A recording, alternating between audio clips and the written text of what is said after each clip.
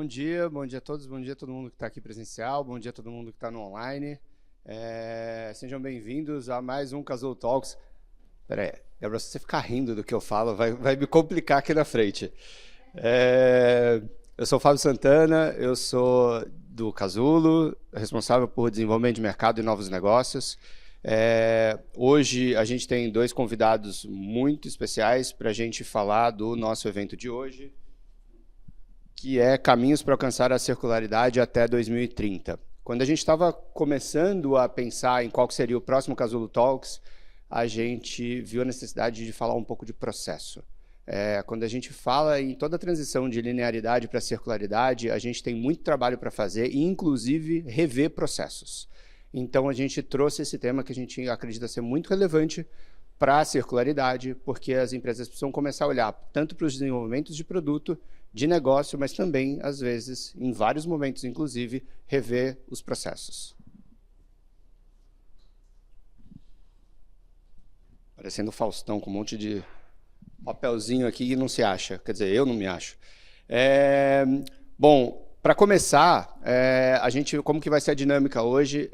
A gente vai fazer duas apresentações dos nossos convidados e depois a gente abre para um painel, onde a gente vai debater os assuntos e abrir para perguntas, tanto presenciais quanto do online. Fiquem à vontade se vocês tiverem alguma contribuição, alguma coisa que vocês queiram no meio da apresentação, mas especialmente se vocês acharem mais pertinente deixar para o final, por favor, para a gente fazer no final também vai ter esse espaço. Alguns avisos apenas para quem está presencial. Aqui a gente tem um café, se vocês quiserem copos reutilizáveis, tem aqui também, então tem tantos descartáveis para quem preferir os reutilizáveis tem ali também. Banheiros ficam ali atrás, embaixo da escada, nossos acessos de segurança e tal. Ao final do evento, para quem está presencial, eu sei que tem algumas pessoas que a primeira vez estão no caso do Casulo, a gente vai fazer um tour aqui para vocês conhecerem um pouquinho mais do Casulo, tá? Então, ao final tem tanto café, networking, quanto essa visita. Bom, sem mais delongas, para a gente começar, queria convidar aqui o Júlio César de Freitas, que é cofundador e CEO da Fluxy. A Fluxy é uma empresa de soluções em tecnologia e inteligência para processos operacionais. O Júlio também é coordenador da pós-graduação de design da FAAP. Júlio, bem-vindo.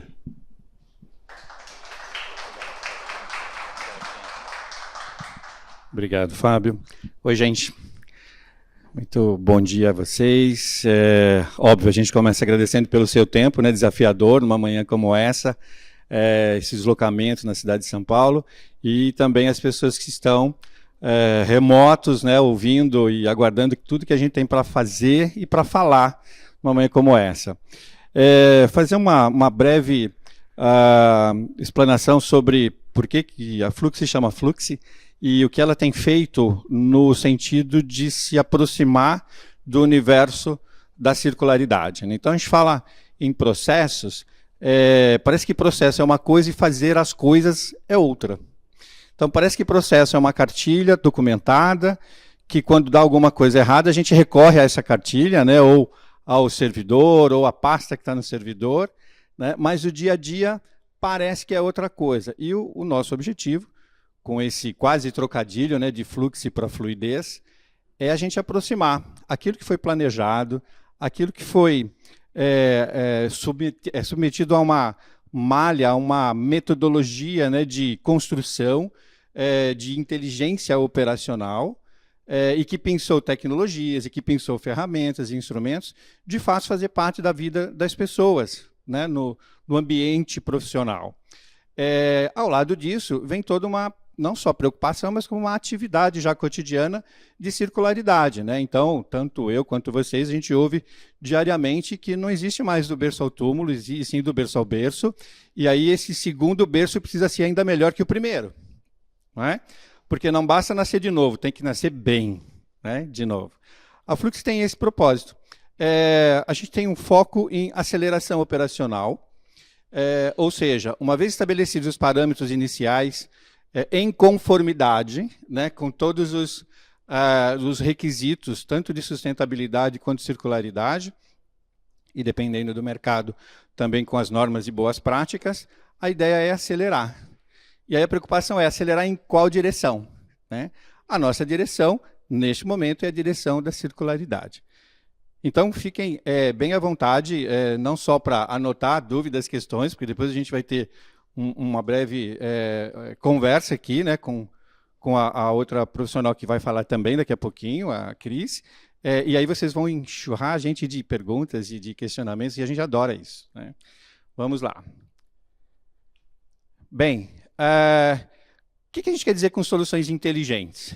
A gente quer dizer que, apesar das tecnologias, existe agora uma coexistência, né, de inteligências humanas, que eu espero perdurem, que sejam, né, perene, e as inteligências artificiais. Não dá para a gente negar a contribuição e a chegada, não é, dessa artificialidade tecnológica que potencializa a nossa inteligência.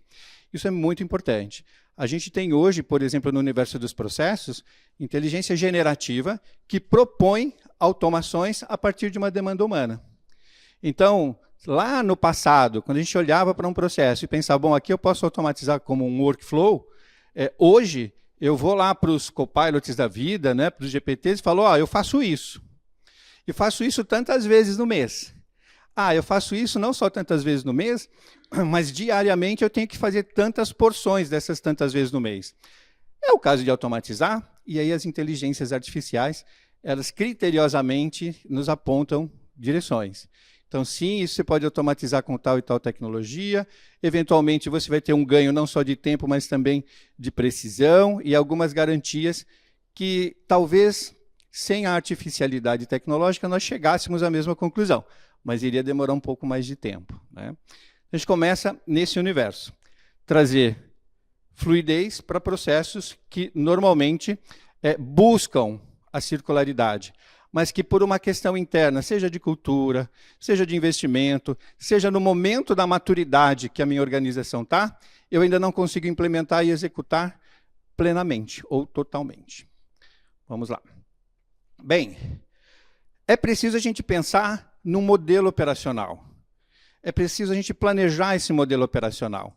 A gente já passou por uma fase importante nos processos, que é a de aplicar modelos existentes. Os modelos existentes, eles são um bom ponto de partida, mas eles não garantiam um bom ponto de chegada. Porque cada organização, cada companhia tem a sua cultura interna, tem a sua natureza interna e, sobretudo, atua no seu mercado. Então, a gente percebeu, ao longo do tempo, que os modelos existentes, como um ponto de partida, se não sofressem as adaptações e adequações que ganhassem a legitimidade da empresa em que a gente estava implementando esse modelo, o resultado poderia ser, e em alguns casos foram, frustrantes, né? Então, a gente entrou no universo da modelagem das operações e a gente traz todo o instrumental de design para isso, né? Do design thinking a instrumentos como modelos de mapeamento de empatia, enfim, ouvir as pessoas, né? Isso para nós é fundamental na implementação de qualquer processo, seja ele qual for. Mesmo os processos que são acionados e demandados por outros elementos que não necessariamente humanos, né? Mas por workflows automatizados. Sempre haverá um ser humano olhando para isso, né? E que bom, né? Vamos combinar, que bom. Bem, então a ideia de a gente falar de um modelo, né, ou uma modelagem de operação assistida pelos instrumentos e premissas de design, está muito direcionado à ideia de estruturação do tema que a gente vai abordar na organização, trazendo o processo não necessariamente como um protagonista, mas como um agente motivador. Porque lembra que eu falei logo no comecinho? A gente precisa trazer a ideia de processo como parte efetiva da minha ação cotidiana, e não apenas como um aparato documentado do que a organização precisa fazer diariamente, né? A gente está falando aqui de uma estrutura organizacional, a gente está falando dos processos de negócios, que olha que interessante. Um pouco mais adiante a gente vai falar da classificação desses processos, mas se eu produzo pneus, alguém na organização vai precisar negociar esses pneus. Alguém na organização vai precisar contratar profissionais para produzir pneu. Alguém na organização vai precisar dar conta de fazer a gestão dos benefícios das pessoas que foram contratadas. Alguém vai precisar cobrar. Enfim, todo o aparato de negócio da minha produção também é objeto de análise no mundo dos processos, né? E quando a gente modela uma operação, eles não podem ficar de fora. É muito curioso isso, porque eu abri uma empresa para fazer cadeiras. Tá bom, está fazendo, direitinho. Mas como é que eu vou fazer com compra de matéria-prima? Como é que eu vou fazer com a gestão das informações no interior da organização? Vou dar um exemplo para vocês. A gente viveu uma experiência certa vez que o comprador viu a oportunidade de economizar muito, mas muito dinheiro na compra de caixas de papelão, que eram usadas para embalar o produto. Comprou bastante, por conta do desconto. Pensou, fiz um golaço, né? O que aconteceu? Não conversou com o cara lá do estoque. As caixas chegaram, não tinha espaço. Aí o que fez? Guardou fora do galpão. Aí o que aconteceu? O que aconteceu hoje cedo? Choveu. Então, o que teria sido um ganho, né, na iniciativa, e até positiva, de economia na área de compras, virou um prejuízo danado no setor financeiro, né? Porque teve que comprar de novo tudo aquilo que perdeu. Então, os processos de negócios, eles são copartícipes de uma intenção de circularidade, né? A gente também vai falar de estrutura tecnológica. Muitas vezes, eu tenho uma maturidade tecnológica já considerada adequada para produzir o que a minha organização produz. Mas por quanto tempo, né? Como é que eu escalo isso? Se hoje eu tenho uma produção de 10 milhões de unidades mês, e aí por algum motivo existe uma oportunidade de começar a exportar isso, será que a minha estrutura tecnológica vai dar conta de escalar? Na maior parte das vezes, não. Mas também, na maior parte das vezes, a gente insiste, pelo menos por um tempinho, né? Vamos ver se a gente consegue. Já viveu isso lá? Quem nunca, né? Essa expressão quem nunca é ótima. Bem, a gente está falando também de recursos e capacidades. E aí, capacidades aqui na área do capacity mesmo, né? Muitas vezes, por eu ter uma boa estrutura tecnológica, eu já acho que não preciso de muitas pessoas. Mas isso não é uma verdade absoluta, né? O trabalho dos processos em direção à circularidade também vai no equilíbrio entre a minha infraestrutura tecnológica e a minha capacidade humana de realização, inclusive de utilização dessa estrutura tecnológica. Uma das ferramentas que a gente utiliza bastante, ela analisa o processo fase a fase, e em cada uma das fases, qual tecnologia que o processo chama. Com qual informação? E aí essa tecnologia faz o que com essa informação? E me devolve qual outra informação? E com essa outra informação, qual outra tecnologia que o processo vai chamar? É maravilhoso. Mas alguém, um dia, decide, na sua área, trocar uma das suas tecnologias. E aí você pega um processo transversal que passa por essa área que foi agraciada com a troca de uma das tecnologias. Só que as outras áreas não foram informadas. Pronto, acabou a circularidade, a fluidez foi para o ralo, e a gente tem um problema seríssimo, né? Que é um problema de ofensor de fluidez. Ou então, o fornecedor de uma tecnologia descontinua o produto dele. Ele fala, não vou mais brincar disso. Tá bom, então você vai me dar suporte por quanto tempo? Não, não vai ter suporte também. Aí a gente entra, de novo, esse é o backstage, sabe? O back-office da circularidade quando o tema é processo. Aí você entra num processo de migração. Migração de dados e informações de uma tecnologia para a nova tecnologia. Você já viveu isso na organização, quando você tem que migrar dados de uma tecnologia para outra? O objetivo é não perder os dados, né? E o objetivo é que a nova tecnologia funcione igual ou melhor que a anterior. E a gente também está falando de governança. Olha que desafio bacana. A governança acontece aonde? Na tecnologia, e aí a matéria-prima para a governança na tecnologia tem nome, chama byte. Mas a governança acontece entre nós, seres humanos, né? No diálogo, na compreensão, no querer fazer. Sabe aquela expressão, estamos todos no mesmo barco? Só precisa também falar que o remo tem que ser o mesmo, no mesmo sentido, para todos que estão no mesmo barco. Porque às vezes você está no mesmo barco que um monte de gente, mas tem uma galera que está remando para cá, outra galera remando para lá, e todo mundo dando o seu melhor, ou acreditando que está dando o seu melhor. De novo, a circularidade fica mais distante, não é? Quando a gente se depara com esses desafios no cotidiano, né, da organização.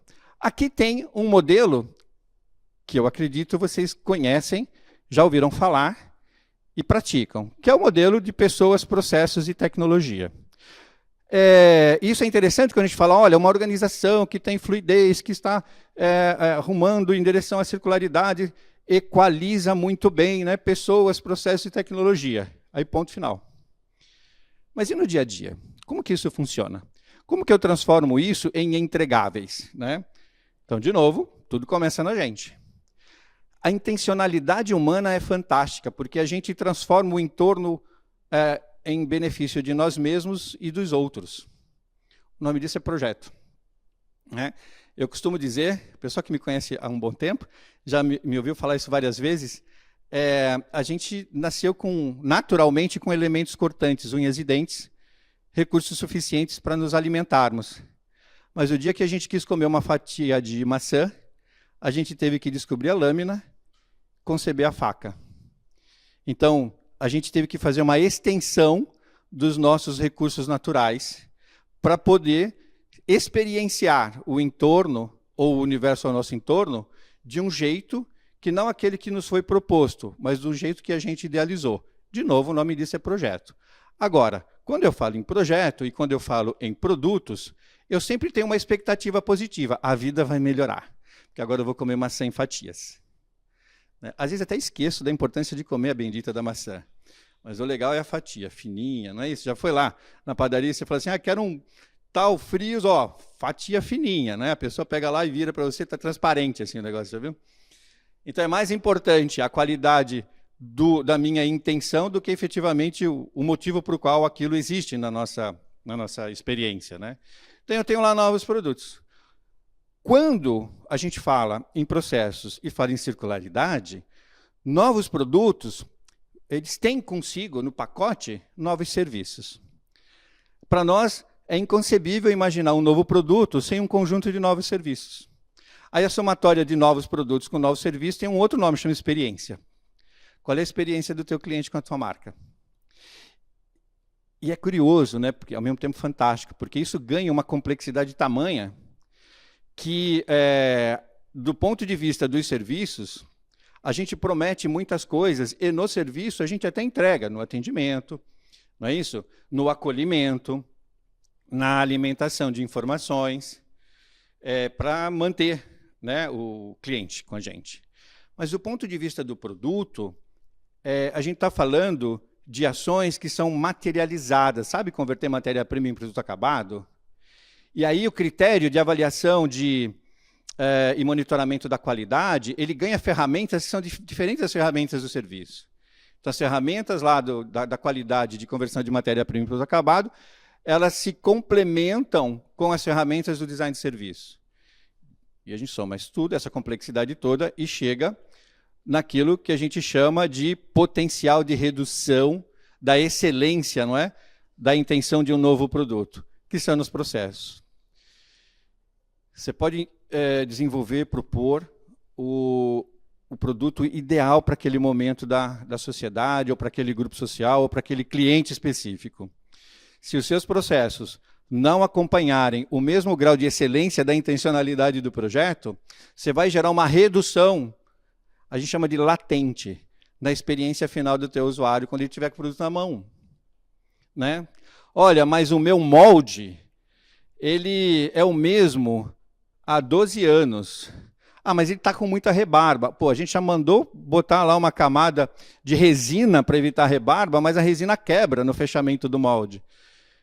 Cara, muda o molde. É um molde novo.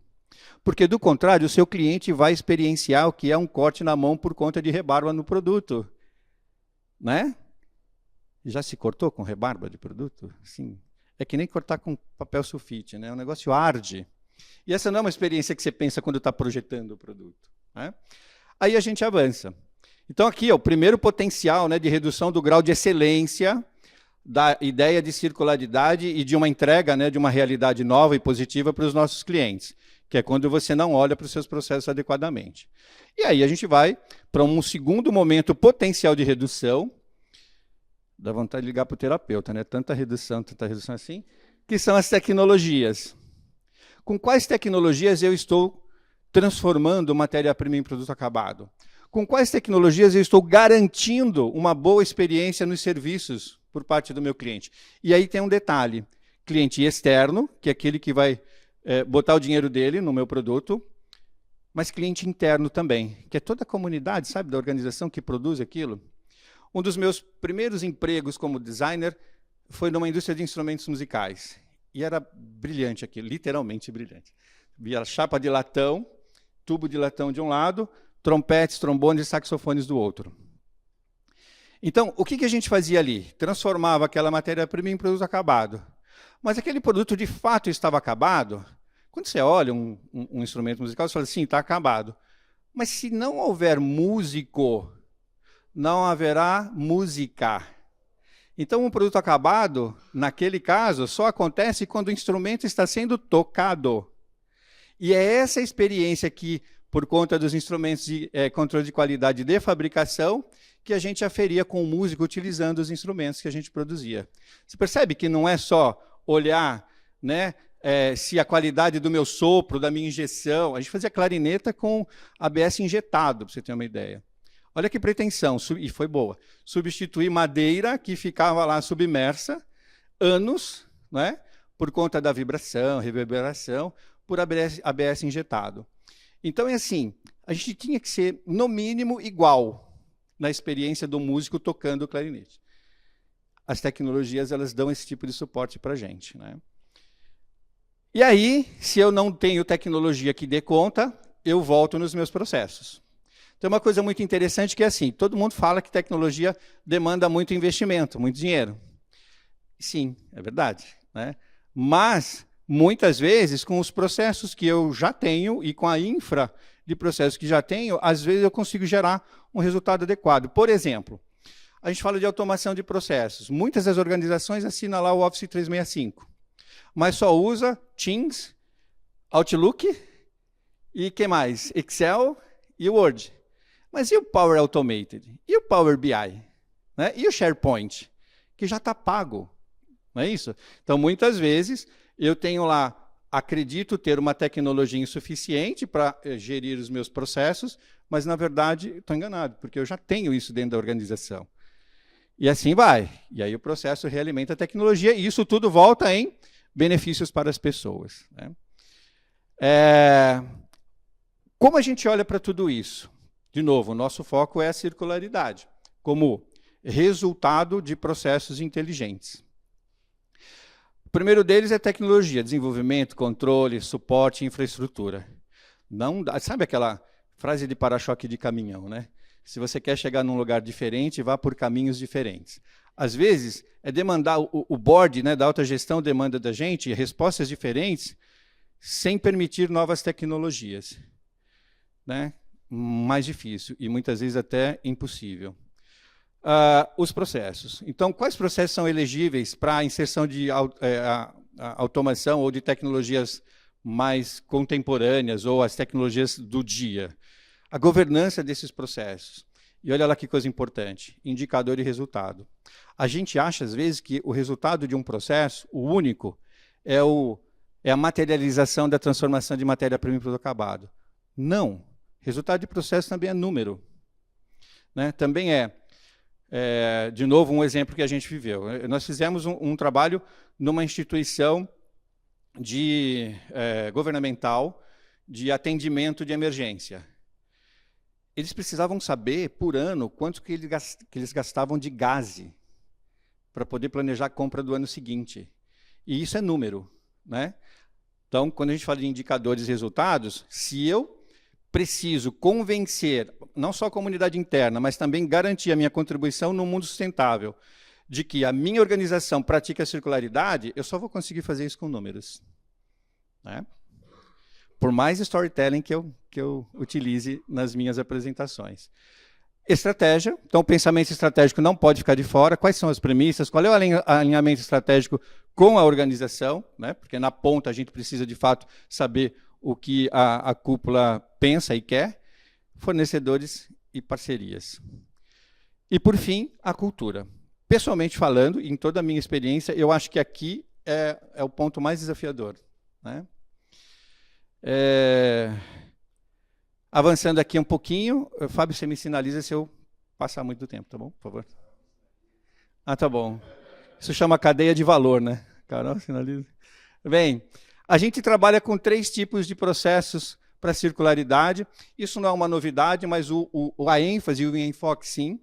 O primeiro tipo de processo são os processos primários. O que são processos primários? São aqueles que garantem a entrega do que você promete para o mercado.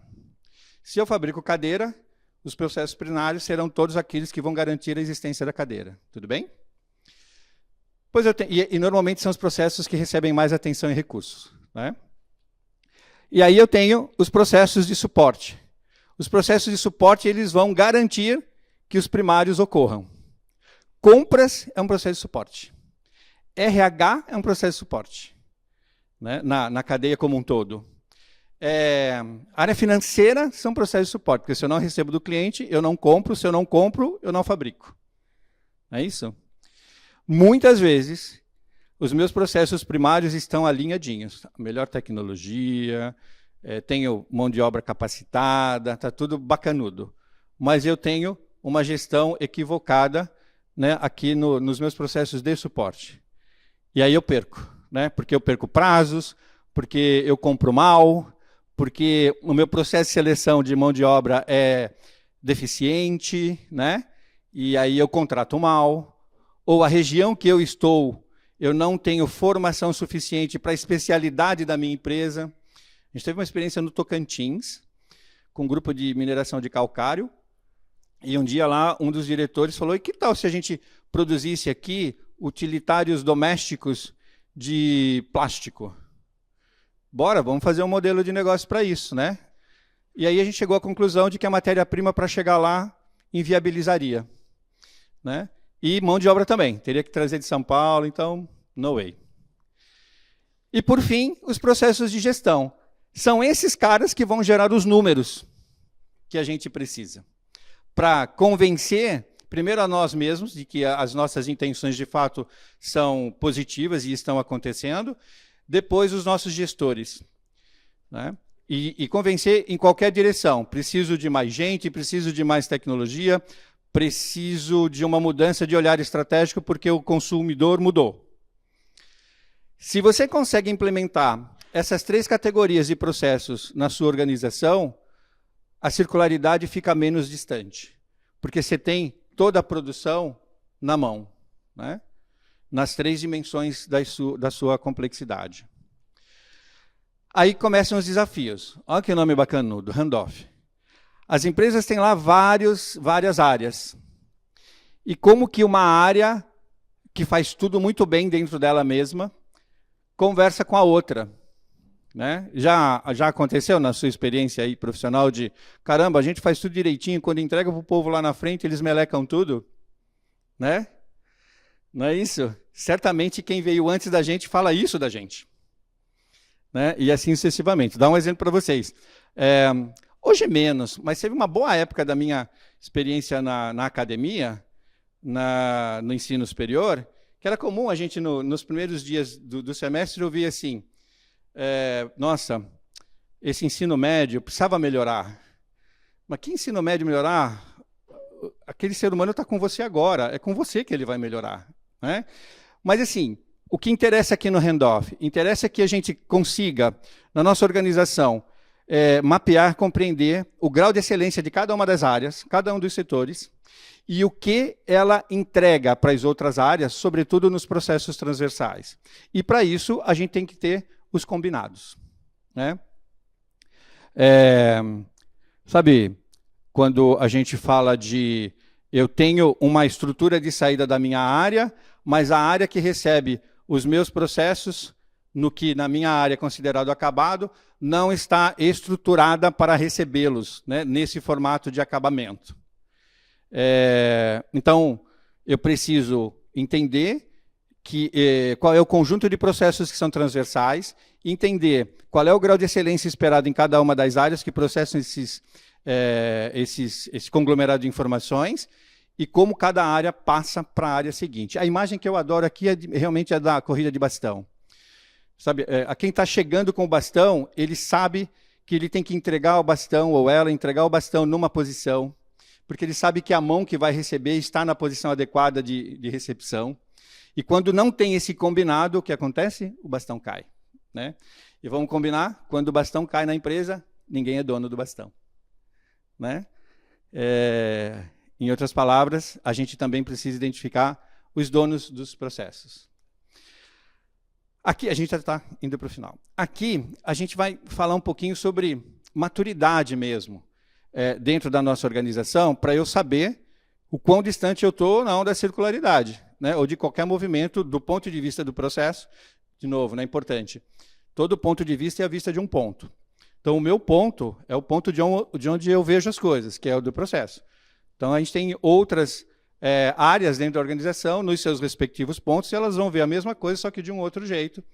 E a ideia aqui é a gente complementar os diferentes jeitos e os pontos de vista.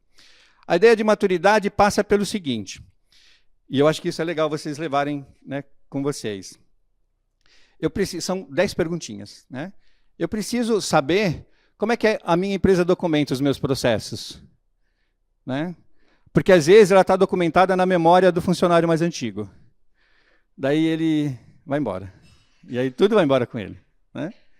Eu preciso saber se existe, né, um processo formal para garantir eficiência e circularidade.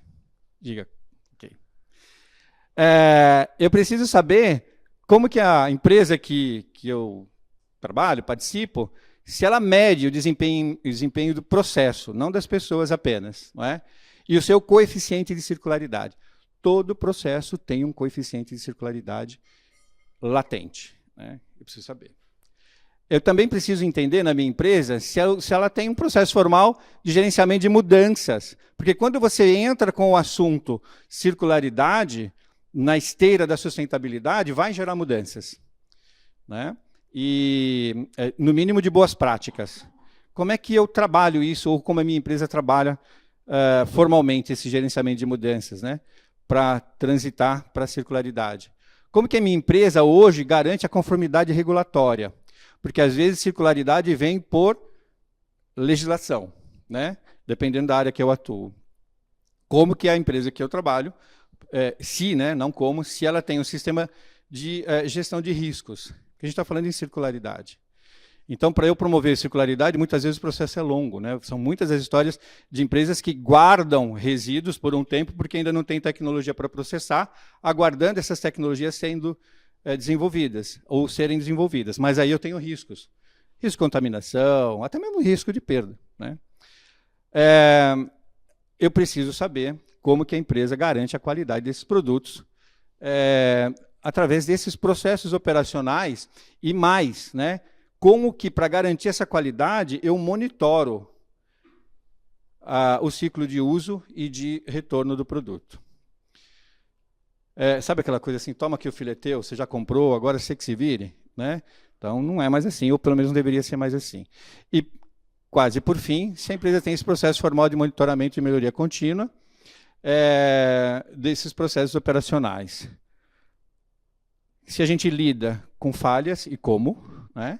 Se a gente identifica problemas nos processos, ou a gente tem aquele procedimento de deu ruim aqui, aí vê o que dá para fazer para resolver, porque a gente tem muito mais outras coisas para fazer.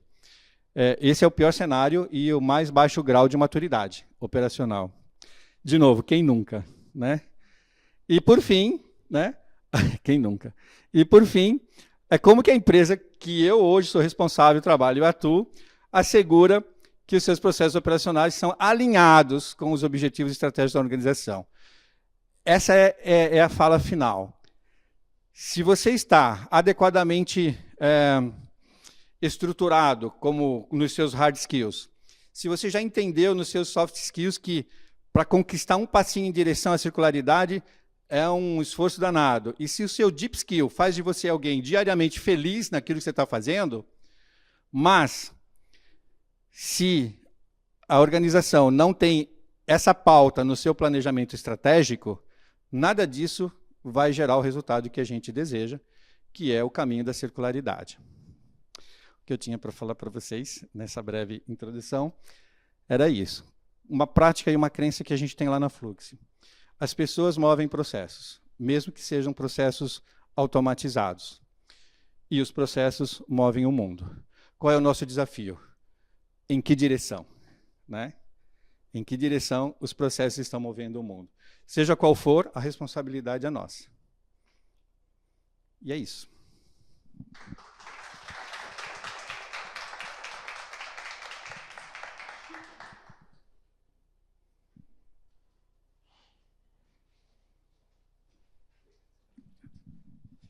Boa. Obrigado, Júlio. Acho que foi um ótimo começo para a gente. Deu um panorama geral, deu vários exemplos. Acho que isso vai enriquecer, inclusive, o nosso painel agora na parte final. Mas antes, vou chamar a nossa outra convidada, que é a Cristiane Cortez, que é consultora em sustentabilidade e professora da FAAP. Bem-vinda.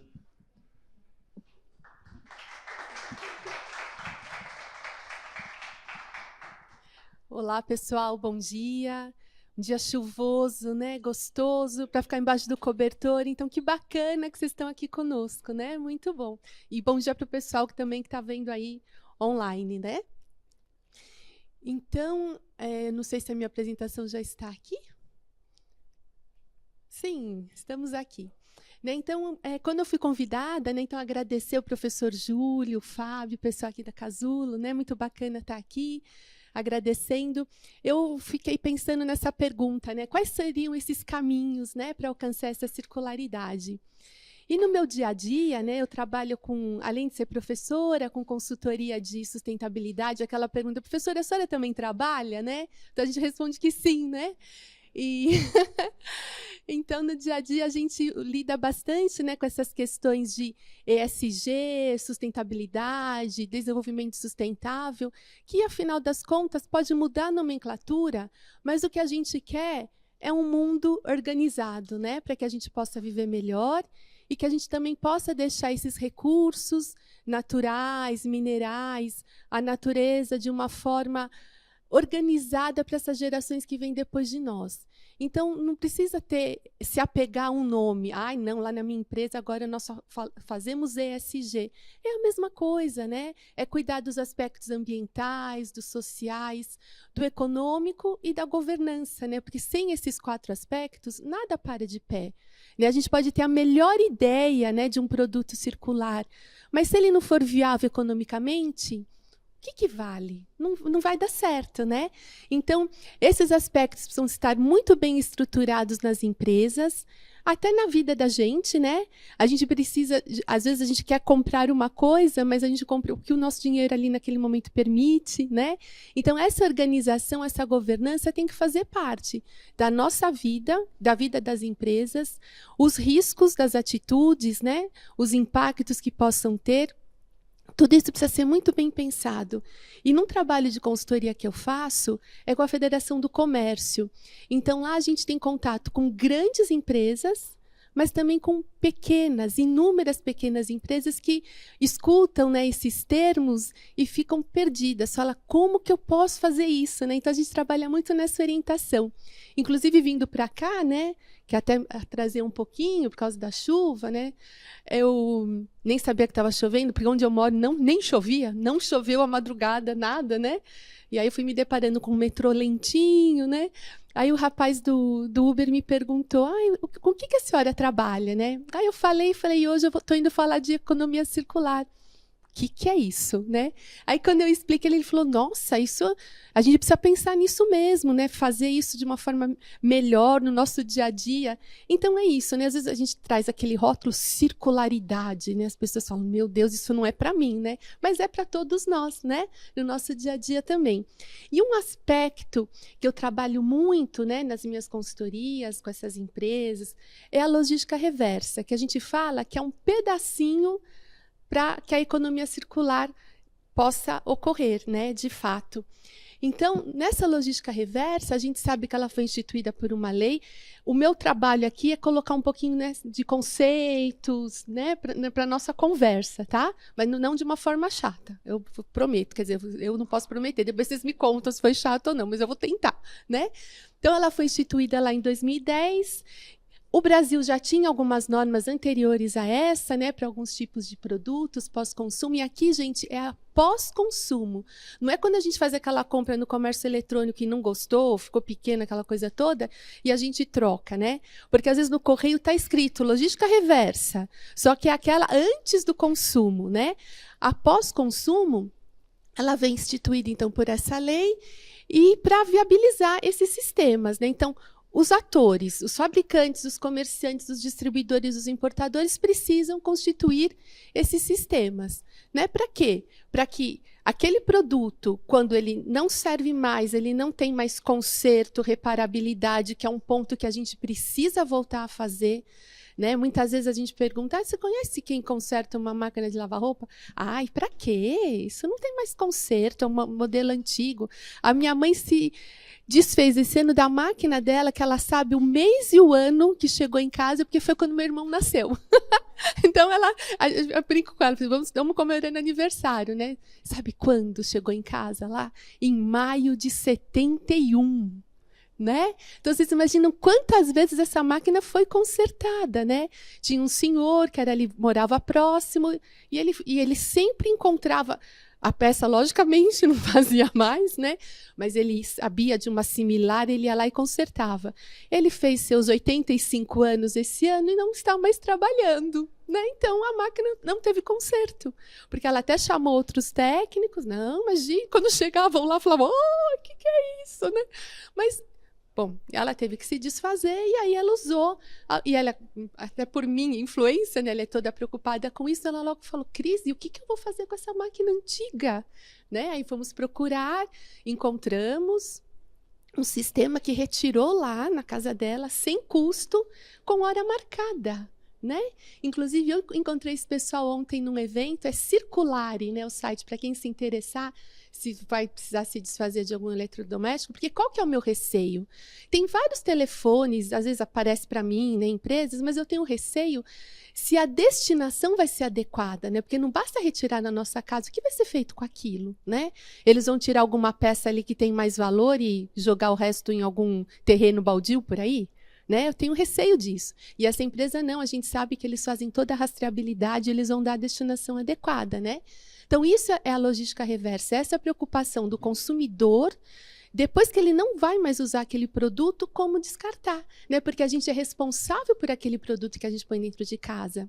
Às vezes é muito fácil falar, porque a indústria não faz assim, não faz assado, mas eu sou responsável. Então, na hora que eu for comprar, eu tenho que procurar também se aquele produto vai ter logística reversa depois, se aquela empresa está preocupada com isso, sabe? Colocar isso na balança quando a gente vai fazer as nossas cotações, né? Porque eu sou responsável por aquele resíduo que eu gero. E aí, depois que eu comprei, ele é meu. Não foi a empresa A, B ou C que fez, que importou. Ok, mas ali ele é meu. Eu escolhi ter ele comigo. Né? Então, acho que às vezes falta essa maturidade da gente enquanto consumidor. Né? E também de cobrar. Né? Muita empresa às vezes fala, olha, nunca ninguém me perguntou se eu tenho ponto de entrega aqui. Falo, que pena, né? Porque eu quero que chegue a hora daquele consumidor que chega lá numa loja e fala assim, moço, onde está o seu ponto aqui para eu jogar essa pilha aqui? Ai, não tenho. Mas tem que ter. O senhor tem que ficar com essa... Sabe, que saiba dos seus direitos, que conheça as normas e que possa exigir isso das empresas. Né? Porque enquanto a gente também não fizer essa exigência, a empresa fica confortável. Ninguém nunca me pediu nada disso. Né? Porque a gente não pode esperar apenas que a empresa seja fiscalizada, autuada, multada. Daí, numa cidade que 12 milhões de pessoas, inúmeras lojinhas, mas imagina até a fiscalização chegar na rua lá perto da minha casa. Não vai chegar. Ou se vai chegar, vai demorar muito. Talvez antes que a máquina... Pensando nos períodos lá da máquina de lavar roupa da minha mãe, né? Será que chegará nesses 52 anos lá, 3 da máquina que fez aniversário em maio, né? Então, é isso. Então, pensar nesse sistema que as matérias-primas são retiradas da natureza, a indústria faz toda a manufatura, o produto está pronto, entra numa distribuição, chega na casa do consumidor, o consumidor usa, conserta, E se ainda estiver em bom estado, é bacana doar também, né? Prolongar o uso do equipamento, ótimo, né? Tudo isso faz parte de uma circularidade. Não tem mais jeito, precisa descartar, encontrar a forma de descartar direitinho, ou via ponto de entrega, ou via coleta em casa, para que aquele material, aquele produto chegue de novo, seja desmontado, né? E possa voltar de novo as suas matérias-primas para o mesmo produto. Alguns casos até acontece, e em outros casos vão se fazer outros produtos. Essa responsabilidade, então, é de todos, é do setor privado, das empresas, né? Como eu comentei, é nosso, e é do governo também. Né? Inclusive, a coleta seletiva das embalagens pós-consumo, essa, então, acaba ficando, né, meio que empurra, né? Porque o município exige, não, as empresas precisam fazer, é verdade, devem fazer mesmo, mas uma parte disso também é por conta dos municípios, né? Até porque tem metas, e não é 100% por conta das empresas, né? A meta é 24%, 27% em outros lugares, né? E os outros 70%, arredondando, ficam aonde?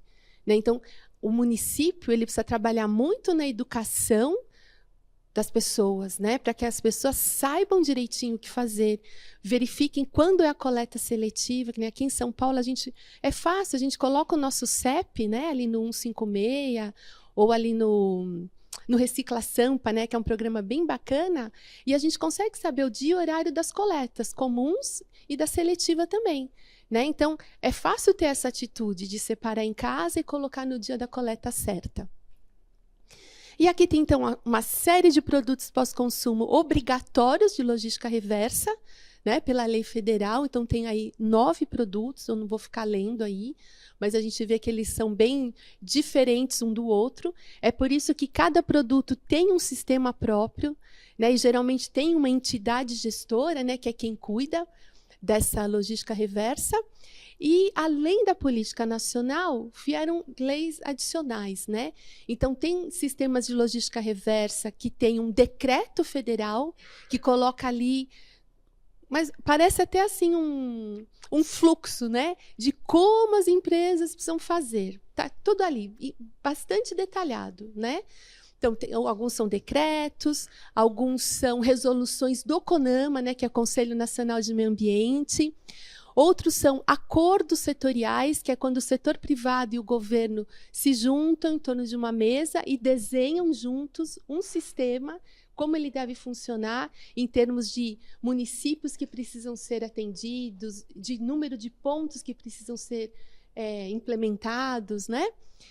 E então, o acordo setorial sempre tem uma abrangência nacional e tem os termos de compromisso. Esses termos também são estabelecidos entre a iniciativa privada e o governo, né? Muitas vezes o executivo e o órgão fiscalizador também. E aí, então, os termos já podem ter abrangência regional, estadual e até municipal. Né? Então, a gente tem todos esses instrumentos aqui em ação, né, aqui no Brasil. Só para ter uma ideia, esses são os produtos, né, que a gente já mostrou. E vocês podem ver que alguns têm uma divisão. Por exemplo, tem embalagens em geral, mas também tem um sistema ali, o númerozinho 8. Embalagens de aço. O 12, embalagens de alumínio. Então, foram tendo algumas, dentro daquele tipo de produto pós-consumo, ainda algumas subdivisões. Né? E aí eu coloquei, só a título de curiosidade, se é lei, se é resolução, se é acordo setorial, quando começou, né? E qual é o nome da entidade gestora. E é muito bacana, né, esse universo de entidades gestoras que a gente tem aqui no Brasil. Então, essas entidades gestoras, elas são, até o momento, sem fins lucrativos. Porque eu digo isso porque já teve um decreto que agora permite que tenha fins lucrativos, mas até onde eu sei, elas se mantêm sem fins lucrativos e elas são custeadas ou por importadores ou por fabricantes, né? E aí isso é muito importante porque quando tem esse conjunto de empresas que se juntam, né, se consorciam aí nessa entidade gestora, o custo fica menor, né? A implementação dos pontos é feita de uma forma mais inteligente, porque tem uma única entidade pensando, por que eu vou colocar vários pontos na mesma rua? Né? É mais importante que eu tenha em ruas diferentes, né? Nos centros comerciais, pelos bairros, e assim vai, todo esse pensamento.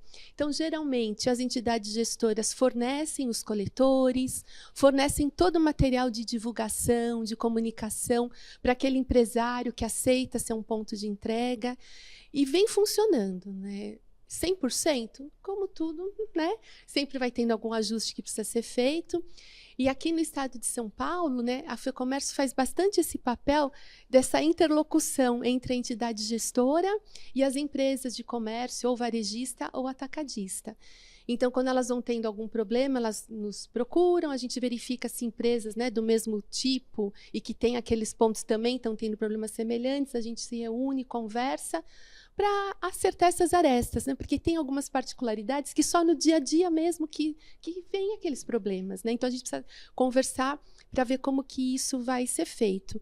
E, por exemplo, eletroeletrônicos, a FEComércio está junto com isso desde o início, lá em 2000, a lei é de 2010, né? Mas em 2014 foi feito um projeto piloto com uma entidade japonesa, a JICA, né, uma entidade de fomento de pesquisa, e foi o governo federal, que era o Ministério do Meio Ambiente, Ciência e Tecnologia, escolheu a cidade de São Paulo, né, para fazer esse piloto, e nós da FEComércio, então, fomos convidados, e foi aí que a gente, então, chamou as empresas para testarem esse modelo de ser um ponto de entrega, porque até então não tinha ponto de entrega de eletroeletrônico. Às vezes tinha alguma campanha, sei lá, de cartucho de impressora, né, mas uma coisa pontual, numa rede, né? E ali já era um modelo, era um piloto para que fosse para qualquer fabricante, para qualquer comércio, né? Então, assim, eu acho que foi um aprendizado enorme, né? Lá em 2014, o projeto foi 15, 16, porque no começo as empresas tinham receio. Imagina, vai chegar alguém aqui e vai jogar um celular capenga, vai falar que derrubou sem querer um iPhone e vai ter que abrir o coletor? E aí, se não tiver o celular dela, como que eu vou saber? Ela vai brigar comigo, vai entrar na rede social, vai ser um escândalo. Sabe, coisas assim e na época a gente escutava aquilo e falava, verdade, né? Isso acontecer, né? Porque de tudo é possível. Aí foram se criando instrumentos, né? Então, ficou acordado, né, junto com o órgão fiscalizador, que lá no coletor ia ter uma mensagem, olha, o que você coloca aqui não tem retorno, né? Você está assumindo que você não quer mais. Logicamente, já aconteceu de cair chave de casa, sabe? Você vai junto com a chave do carro e cai lá, já aconteceu. E aí, logicamente, resgataram a chave da pessoa, né? Mas a gente foi se resguardando de eventuais problemas, né, que foram sendo levantados ao longo do tempo. Então, para cada sisteminha tem uma historinha. E é só para dar alguns exemplos, e depois, se tiverem alguma curiosidade, o que eu souber, a gente vai poder falando. Então, o CINIR, gente, que é aquele site que está ali, não sei, eu não vou apontar, porque depois não, é o Sistema Nacional de Informações sobre Resíduos. Ele tem informações dos relatórios anuais, os pontos, se atingiu ou não as metas que o governo federal exigiu, né? Então, quem trabalha com isso, ou tem curiosidade de saber, é uma grande fonte de informações, né? A sigla fica CINIR. Tem um espaço lá dentro que é só de logística reversa, e tem de outras coisas também, resíduos de serviço de saúde, de municípios, né? Então, quem precisa de informação, ali é bem bacana. Aqui é um panorama do estado de São Paulo, né? O estado de São Paulo ele começou até com alguns termos de compromisso antes do governo federal, né? Então, aqui também tem um raio-x. Da mesma forma, o site da CETESB também traz os resultados, se os programas atingiram suas metas. O estado de São Paulo já está sendo imitado por outros num ponto que é muito importante para valorizar a logística reversa. Condicionar a licença de operação de indústrias com logística reversa, né? Então, entrou essa condicionante. Então, isso deu um fôlego novo, né, para a logística reversa, deu um fôlego novo para as entidades gestoras, porque elas também buscam que mais empresas, ou todas as empresas daquele determinado produto, façam parte, né, porque não é porque o coletor está lá, ele recebe de qualquer marca, inclusive daquelas marcas que não custeiam um sistema, né? Então, por isso que é importante que todas as empresas realmente participem. Né? Alguns outros estados, acho que Mato Grosso do Sul vai fazer a mesma coisa, ou já fez, o Rio de Janeiro também estava em vias de fazer. Isso é muito importante. Lá na FEComércio, a gente tem uma plataforma de logística reversa para se comunicar tanto com os comerciantes quanto com os consumidores. Né? Porque dentro desse sistema de logística reversa, como que se divide essa conta? Né? Fabricante e importador, ele custeia a retirada desses produtos e a destinação ambientalmente adequada, né? Porque como foi ele que produziu, então ele que fica com essa responsabilidade. E aí, em alguns sistemas, como eu já disse, fornece coletor, outros não, precisa comprar, né? Mas a divulgação geralmente é feita por eles. E para o comércio, então, fica o custo, né, do espaço que ele deixa... fornece, né, para aquele coletor. Alguns coletores são bem grandes, né? Tem uns de eletroeletrônicos que parecem umas bancas de jornais, inclusive, bem grandes mesmo, né? Para caber já eletroeletrônicos de um porte de médio para grande, né? Um micro-ondas parrudo, né? Uma TV, enfim. E por que eu falei tudo isso? Por causa da nossa plataforma. E lá, então, a gente se comunica mais diretamente com o comerciante e com o consumidor, porque é papel do comerciante, além desse espaço, fazer essa comunicação, porque é lá que o consumidor compra. Então, é lá que, teoricamente, o sistema entendeu que ele vai devolver. Né? Então, o comércio precisa treinar os seus funcionários ali da loja, para que ele saiba explicar o que é aquele coletor, para que serve, por que ele está lá, para onde aquele produto vai depois. Eles também precisam saber como atender um fiscal, né? Porque o fiscal chega, ele sempre quer saber, tá bom, me mostra aí todas as notas de onde você destinou isso. E essas notas não são do comércio, a gente não tem isso, porque é um sistema. Então, ele precisa explicar, né, que ele tem um contrato, um termo de parceria com a entidade gestora tal, e que essas informações estão com a entidade gestora. Porque a entidade gestora tem tudo isso, né, por ponto de entrega, tudo certinho. Então, o funcionário precisa saber disso, quem está ali na loja. E a rotatividade no comércio é muito grande. Então, essa conversa que o lojista ali, né, ele precisa fazer com esse funcionário, é frequente, né? Então a gente tem esse portal, muitos sistemas, o comerciante, eles podem até aderir por meio desse portal, e essa adesão não tem custo nenhum, né? Que é uma coisa que sempre o pessoal pergunta, mas eu não quero gastar dinheiro com isso agora. Eu falo, que bom, porque não precisa gastar dinheiro com isso agora, né? E a gente até entende e conversa muito dos nossos materiais de orientação, nas lives que a gente faz, nas visitas, né, nos encontros que a gente faz pelos sindicatos do estado todo. A gente fala muito como que esse sistema acontece e que não tem esse custo. E como ele, sendo um ponto de entrega, além dele estar contribuindo, né, para essa circularidade, ele tem uma reputação com aquele cliente. O cliente vai gostar de saber que ele participa, que ele entendeu o papel dele na sociedade, né? E é uma forma daquele cliente, então, ser até fidelizado. É uma propaganda que ele faz para ele mesmo e sem custo. Né? Mas muitos não veem dessa forma, veem mais como uma responsabilidade, né? Um custo por conta desses treinamentos, uma chatice, porque tem que avisar que o coletor está lá com 70%, 80% da capacidade. Né? Mas isso é um trabalho que a gente faz e que é necessário, né? Porque ele precisa entender que sem ele fica faltando uma parte, né, desse círculo. Então, é um trabalho que a gente faz. E aqui, então, né, falando também ainda de outras políticas públicas, saíram esse ano, né, um decreto da Estratégia Nacional de Economia Circular e também esse Fórum Nacional de Economia Circular, que vai ter vários integrantes, né, governo, sociedade civil, entidades empresariais, enfim, para a discussão dessa economia circular. Tem um projeto de lei para instituir a Política Nacional de Economia Circular, que já foi aprovado pelo Senado, isso, está agora na Câmara dos Deputados, né, e é um consenso, assim, né, quem é dessa área, todos os encontros que eu vou, todos são favoráveis, né, a que esse projeto de lei seja aprovado, né, e depois sancionado pelo presidente, e tem as normas técnicas recentes agora, né? Estamos em outubro, foi agora, ou foi finalzinho de setembro ou comecinho de outubro, que elas ficaram prontas, né, e já estão disponíveis. Tem 3 normas e foram feitas ao mesmo tempo, a BNT, mas é ISO, então é uma norma internacional, e é bacana, né, quem está pensando em trabalhar com isso, ou já trabalha, ter conhecimento, são normas riquíssimas de informação, enormes, inclusive a gente participou do processo, e agora da consulta nacional, né, com algumas sugestões.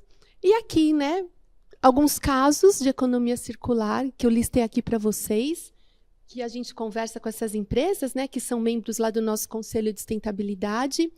Tem algumas, eu na minha projeção aqui tinha um quadrinho, né, que pegava aquele papel pintor, o terra vegetal e o areia reciclada. Por que eu fiz um destaque nesses 3?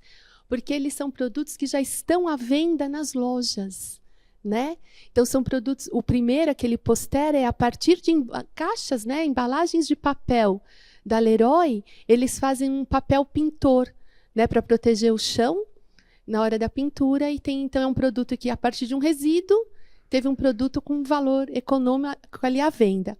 A terra vegetal também é uma parte, né, dos resíduos de frutas, legumes e verduras do Carrefour, que estão sendo feita a compostagem. Inúmeras lojas, né, já participam desse programa, e a terra vegetal está sendo comercializada. E o mais recente é esse da areia reciclada, que a partir dos resíduos, as quebras de cerâmicas das lojas, quando a gente ficou sabendo, era um volume enorme, enorme. Então já tinha sido feito todo um trabalho, né, com os fabricantes para mudança de embalagem, né, porque estava muita coisa por conta da embalagem. Então, mas mesmo assim, ainda tinha quebras. Então, a gente, numa das nossas reuniões, foi até a Leroy que conversou conosco. A gente falou, não, vamos ver isso. Aí a gente então pegou os outros players, né, do mercado, junto com o sindicato, que é responsável só pelas lojas de materiais de construção. Foi feito um contato, né, então, com a Associação dos Fabricantes de Cerâmica, e o produto já está à venda, né? Então, é muito bacana isso. E ainda só está nessas 2 lojas, porque começou como um piloto, né? Mas a gente entende que isso vai se expandir, porque toda loja que comercializa os pisos cerâmicos tem essas quebras nas lojas, né? E um caso que eu achei muito bacana, que eu tomei conhecimento ontem, que é esse Circularity for Zero. Então, essa empresa, Novo Nordisk, é uma empresa de medicamentos, de insulina, principalmente, diz que é na América Latina, que diz que é a maior empresa fabricante de insulina, e eles estão captando água de chuva e tratando até a qualidade para usar como água de processo. Eu nunca tinha visto isso, né? A gente vê aproveitamento de água de chuva para vários usos não potáveis, né? Para água de processo, de medicamento, eu achei fantástico, né? Então, ele é uma empresa, acho que é dinamarquesa, então é um case global, né? Então, outras fábricas agora estão pensando em fazer a mesma coisa, e são 80 milhões de metros cúbicos. Eu só esqueci de escrever se era por ano ou era por mês, né? Faltou esse detalhe, né? Eu fiquei tão empolgada que eu coloquei isso aqui agora, mas depois eu tiro essa duvidinha. Eu acho que é por ano, né? Eu acho que é por ano. E 40% do consumo, e agora me veio o que é por ano, porque me veio uma outra informação que a pessoa que apresentou falou que eram 6 mil famílias por ano, né, essa quantidade de água. Né, a fábrica fica lá em Montes Claros, em Minas Gerais, eu nem sabia, diz que é uma região que não chove muito, né, e que essa economia de água da concessionária é bastante importante até para a cidade também. Né? Então, eu achei muito bacana. E a empresa, o que também me chamou a atenção, é que toda a estratégia dela, né, de ESG, está pautada na circularidade. Então, tudo, os resíduos da produção, ele deu vários exemplos, né? Então, eu achei muito bacana, né, que a base de toda a estratégia da empresa é a circularidade. E para mim foi a primeira empresa que eu vi que essa era a base. Eu vejo, vamos ser circular com determinadas embalagens, né? Eu vejo assim um pedaço. Aqui não, né? Eles querem ser circulares para todos os aspectos. E isso eu achei bastante diferente, né? E me chamou a atenção, então estou trazendo para vocês aqui hoje. Escutei isso ontem, tá bom? Aqui é uma série de livros, né? Livros não, o livro é uma forma antiga de dizer, são e-books, né? Que a gente escreve lá de orientação. Então, se vocês tiverem curiosidade também, o de economia circular está no forno, né? Está lá na diagramação. Então, em breve a gente também vai ter um. E são assim publicações com uma linguagem bem simples, que é para chegar naquele comerciante, naquele prestador de serviços, de uma forma que ele se sinta parte, porque a maioria dos pequenos falam para a gente, isso não é para mim, mas a gente fala para eles que é sim, né? Porque os grandes, pelo menos ali da nossa base, são 5%. 95% são médios e pequenos. Então, logicamente, o impacto dos grandes chega num número, mas somando o impacto de todos aqueles pequenos, muitas vezes é maior do que a soma daqueles grandes, né? Então, a gente vem muito nessa conversa que faz parte, sim, faz parte da circularidade, da sustentabilidade, da menor emissão de carbono. Mas como que eu posso fazer isso? Então, a gente explica como, né? E é o papel de todos na sociedade. Tá bem? Muito obrigada, pessoal, pela atenção.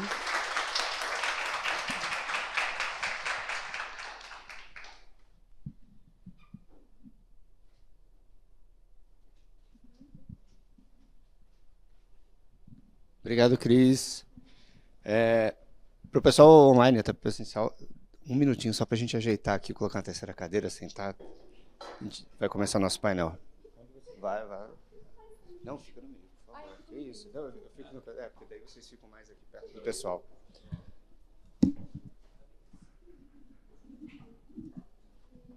Deixa eu só fazer um ajuste. Deixa eu só botar o banquinho lá que tem dividido. O que você quer colocar o teu papel? Não vou pegar, não, desculpa. Vou pegar um outro banquinho. Tem mais um.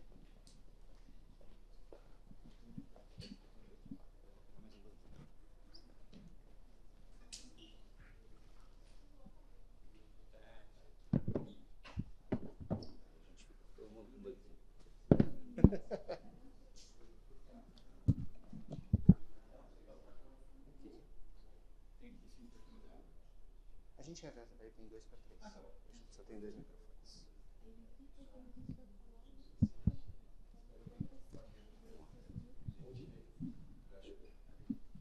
Pode ir?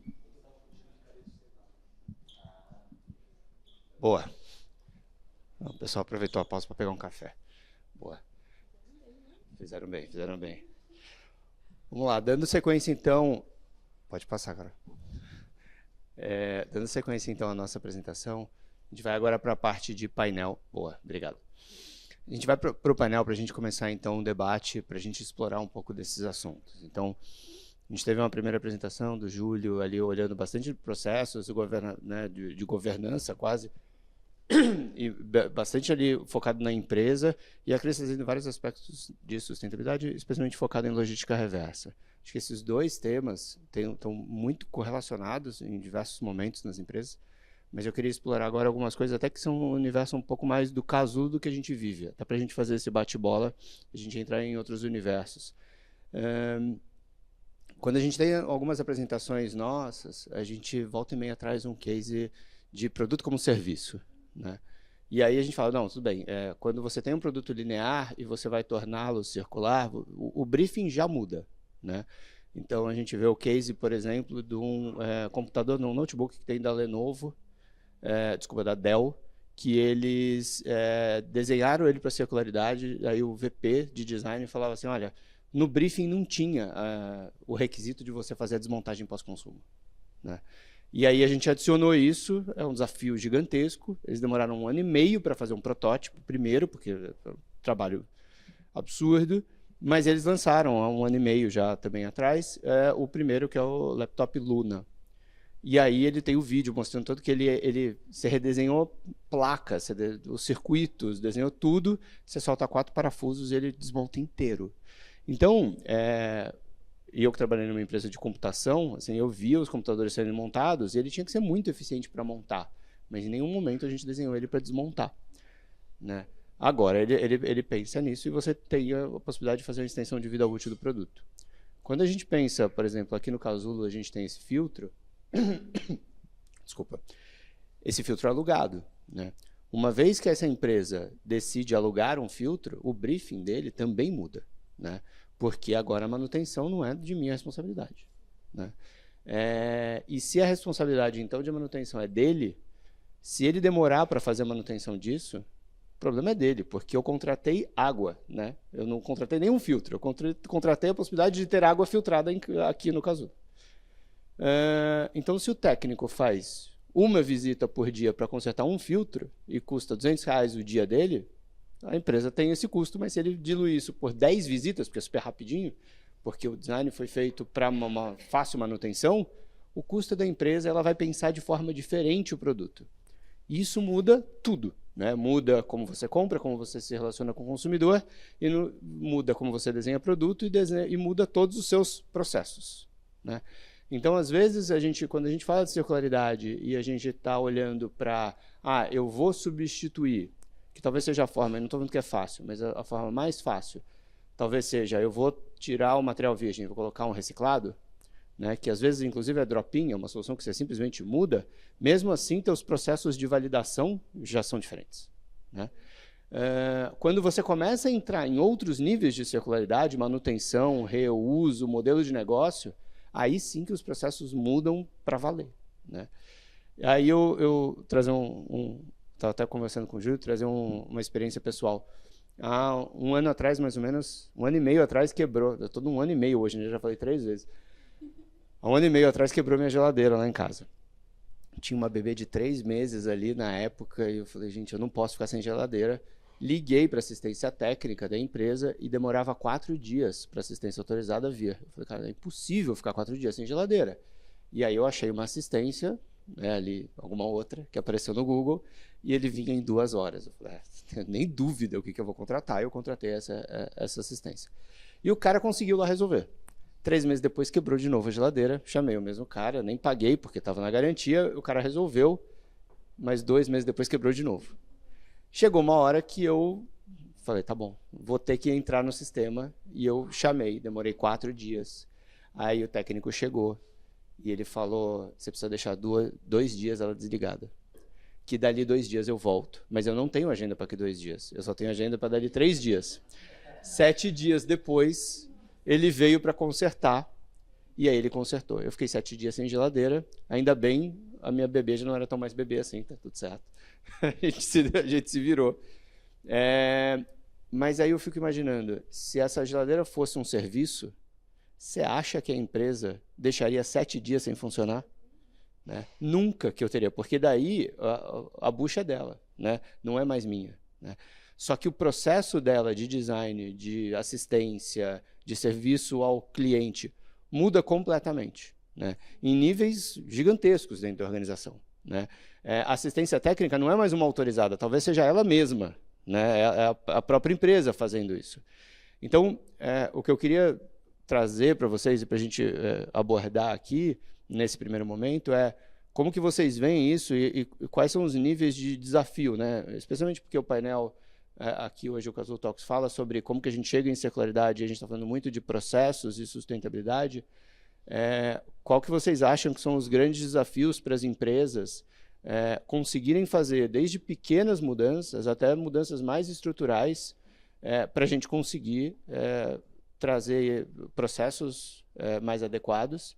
E aí já fica a provocação para o online, para o pessoal aqui presencial, assim, quem que tem desafios assim na empresa, ou quem que vê coisas acontecendo assim, que você fala, putz, a empresa não está muito preparada, a gente precisaria... vocês têm alguma coisa na sequência para perguntar sobre isso, para os nossos participantes aqui tentarem responder? É isso. Quem quiser começar.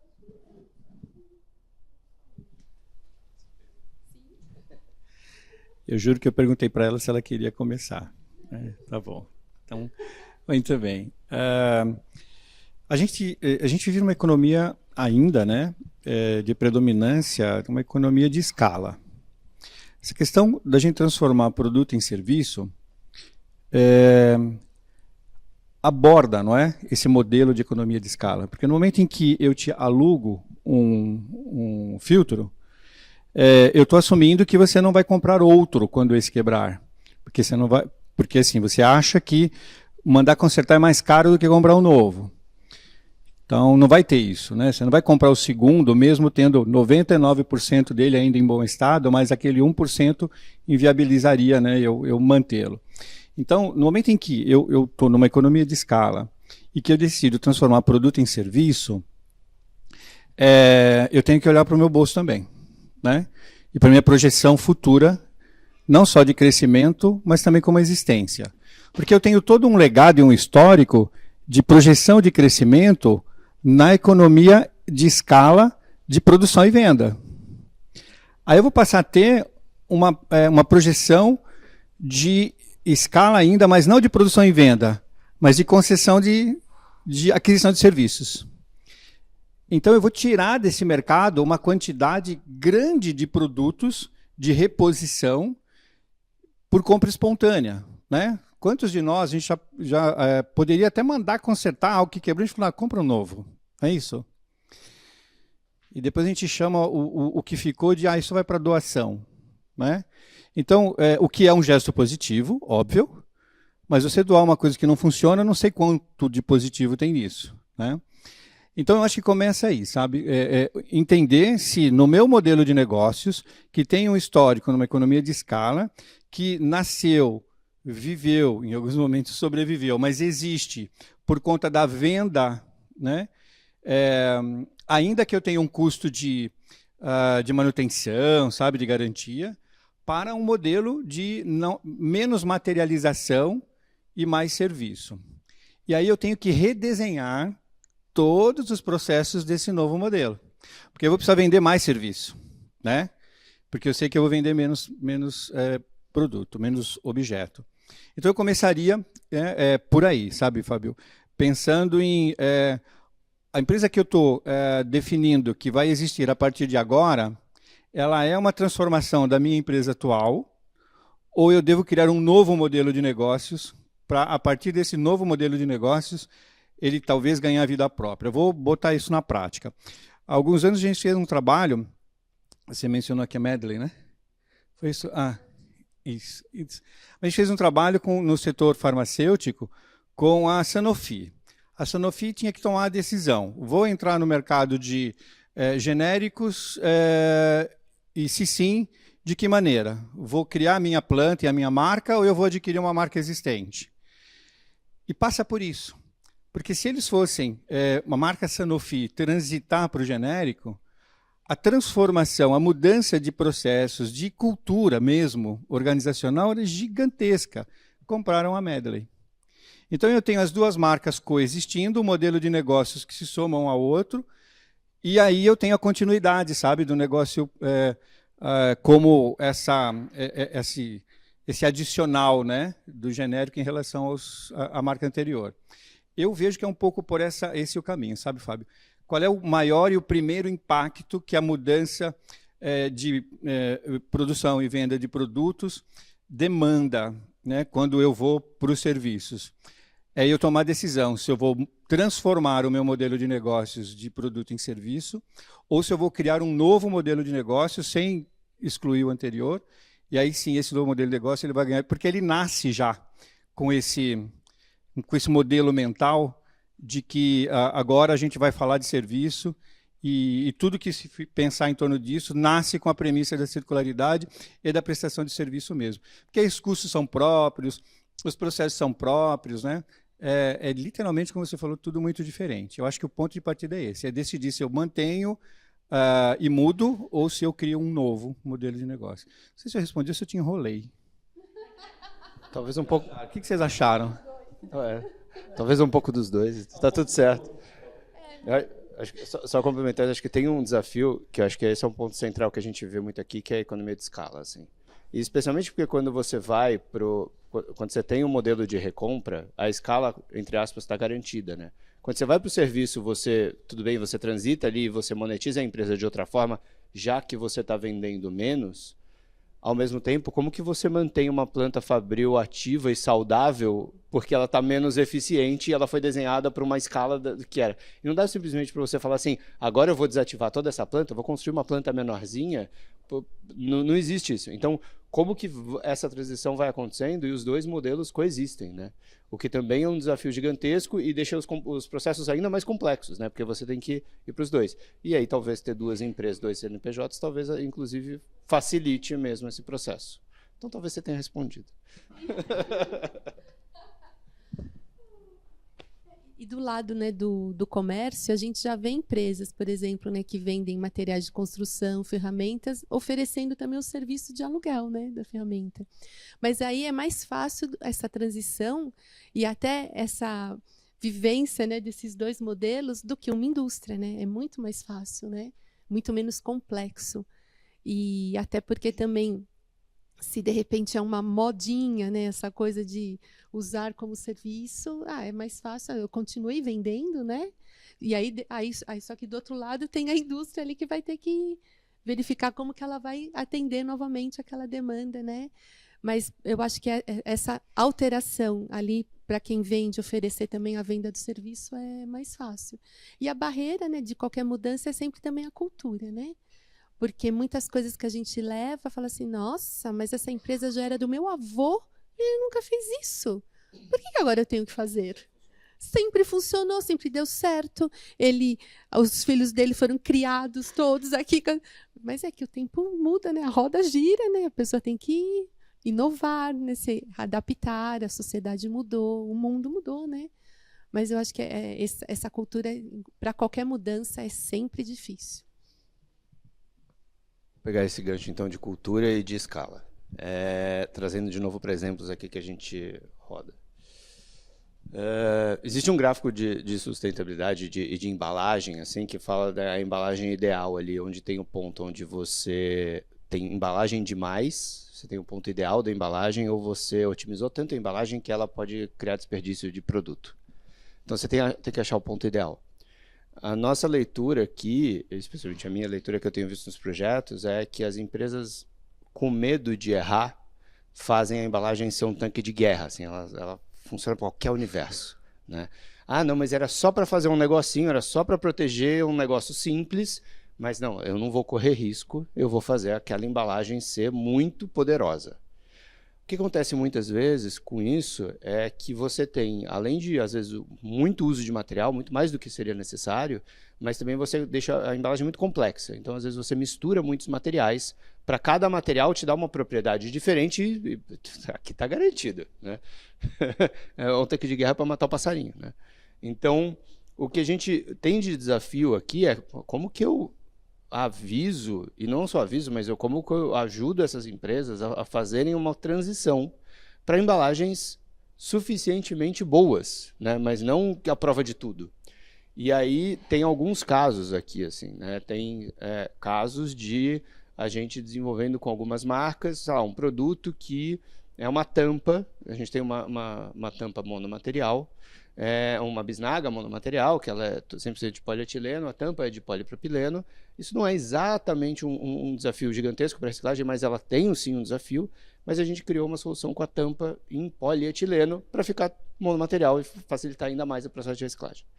O que acontece é que as propriedades do polietileno são diferentes das do polipropileno. E a validação técnica dessas embalagens é você colocar num tipo de produto, imersão, com tantos graus, com tanto tempo, etc., para simular o estresse que ela pode sofrer durante o processo. E aí a gente começou com algumas marcas entre esses processos, a gente falou, olha, a gente não chega no nível da outra, mas a gente é bom. Não, mas será que é bom mesmo? E começam a fazer as análises, né? Porque os processos estão exatamente estabelecidos. O meu processo é tantos graus, tanto tempo. E aí tem um caso que para a gente ficou bastante emblemático, que a gente tomou pau na homologação na primeira vez. E a gente foi entender por quê.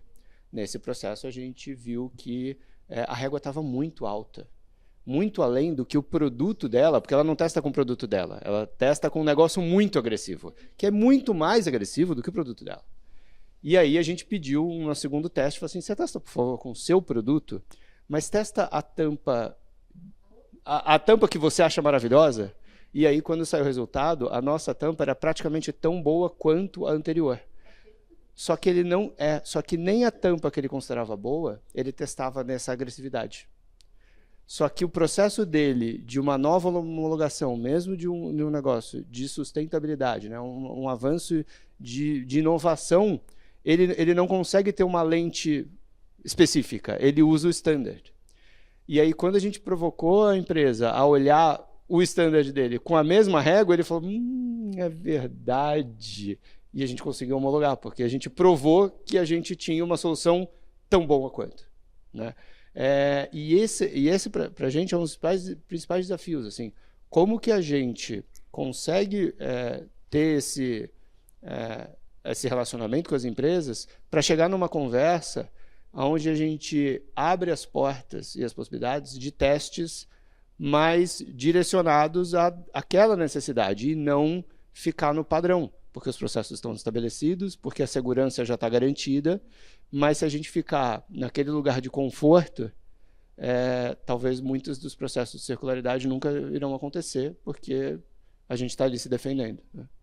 Queria ouvir um pouquinho de vocês, o que vocês já passaram por isso, ou de algumas coisas de processo, e que essas cultura de processos travados e insegurança, e como que a gente talvez possa ir para um nível diferente.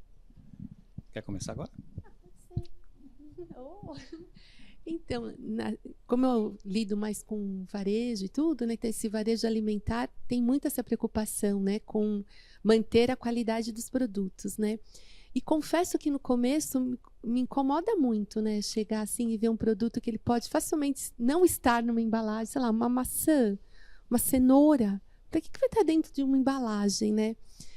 E aí, conversando, né, com eles, tudo, eles me mostraram, né, que a perda do alimento é muito maior, né, quando não está na embalagem, que aí tem até empresa que fez análise de ciclo de vida, tal, e mostra, né, que tem mais emissão de gás, de efeito estufa e outros, né, se ele manter aquele alimento sem embalagem ali no ponto de venda do que com a embalagem, né?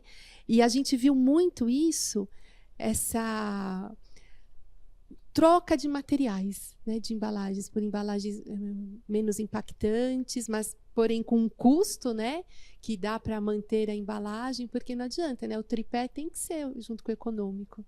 Nada é feito se isso não entra no jogo, e a gente entende que tem que ser assim mesmo, né?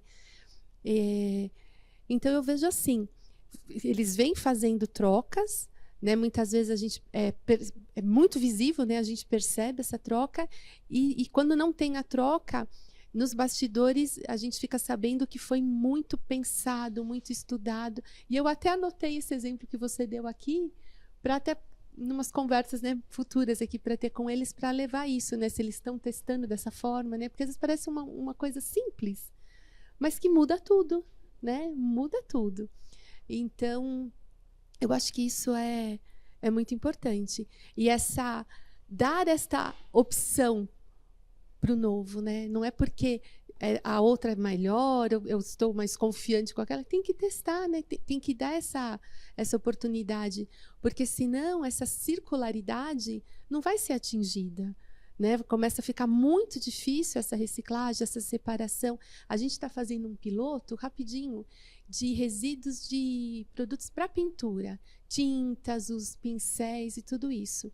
E uma coisa que a gente está vendo é, por exemplo, nem é pincel que fala o nome certo, que agora eu não me recordo, mas o cabo é de um material, a cerda é de outro, aquele clipe, parece um clipe, é outro material. A desmontagem de tudo aquilo leva muito tempo, né? Então, por mais que você queira fazer, tem muitos empecilhos. Então, quando a gente consegue colocar o mesmo material, é muito melhor, né? Então, tem que dar essa oportunidade para isso e esse pensamento, né? Não vamos pôr obstáculos, né? Vou testar no mesmo patamar, porque aí eu vou estar testando coisas diferentes da mesma maneira e vou chegar em resultados que podem ser favoráveis à mudança, né? Quero dizer para vocês que ele disse que ia ser tranquilo o papo aqui hoje, né? Aí ele me traz essa, assim, né? Mas, assim, para tentar contextualizar, né, o ponto de vista dos processos. Você colocou ali que quando você aluga um filtro de água, você está comprando água. E eu acredito, do meu ponto de vista, que a empresa que te alugou está te vendendo saciar a sede. Ela não te vende água, porque quem te vende água é a companhia que provê água. Então, ela está te vendendo saciar a sede, você está comprando água. Quando a gente fala de embalagem, e aí você estava falando, foi uma viagem assim no tempo, eu estava estudando design ainda, né, e já faz tempo. Na disciplina de design de embalagem, eu lembro que a professora comentou com a gente, ela falou assim, olha, o propósito da embalagem é entregar proteção. E ela falou, mas não pode ser só isso. Tem que ser proteção a quem ou ao o quê? Ou a ambos. Né? O que é o que está dentro e a quem é o que está fora. E aí ela fez aquele comentário clássico de que a mais, talvez, se a gente pode trazer aqui para a compreensão humana, né, o significado do termo perfeição,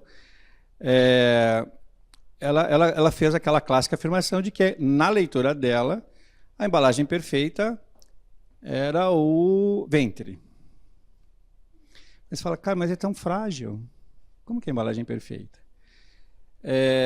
Porque ele reúne todas as condições necessárias e suficientes para garantir o desenvolvimento e a evolução daquilo que ele embala. Eu acho que esse é o mote da minha resposta para a sua pergunta. Quando a gente vai fazer homologação de uma embalagem, se a gente partir da embalagem pela embalagem, a gente corre o risco de não homologar. A gente deve partir da análise do objeto embalado e de toda a complexidade que está no entorno dele. Né? Desde a sua existência, né? Qual é a motivação dele para ser declarado como um produto a ser embalado, para que aquilo serve para o ser humano? Sabe, vou embalar tinta. Eu vou entender para que aquela tinta serve. Então ela é uma tinta à base de água, por isso, isso e isso. É uma tinta à base de resina, por aquilo e aquilo outro. Uma me coloca dentro, naturalmente, de uma trilha de circularidade, sustentabilidade, a outra eu vou ter algum tipo de esforço tecnológico a mais para degradar menos. Então, quando a gente parte do objeto embalado para homologar uma embalagem, me parece que a gente tem uma outra trilha de desafios. Não é que não tem desafios, mas tem uma outra trilha de desafios.